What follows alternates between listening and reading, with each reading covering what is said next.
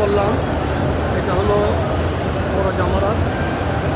আমরা বড় শয়তানকে পাথর নিক্ষেপের মাধ্যমে হযরত ইব্রাহিম ইসলামের সেই ত্যাগের ইতিহাসকে আমরা স্মরণ করে হজের কার্যক্রমে কোনো শেষ প্রান্তে আমরা এখন আল্লাহর ঘর তাওয়াফ করে আমরা এই 2026-এর হজের কার্যক্রম আল্লাহর রহমতে সম্পূর্ণ দিকে যাচ্ছি।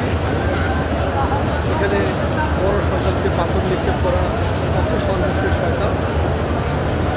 সবাই আমাদের জন্য দোয়া করবেন, আল্লাহ যেন আমাদের সবাইকে নেক হাত দান করে এবং যারা আমাদের আত্মীয় স্বজন দেশবাসী পাড়া প্রতিবেশী যারা চলে গেছে তাদের খবরকে যেন আমরা জান্নাত নসিব করে আর আমাদের এই হজকে যেন আল্লাহ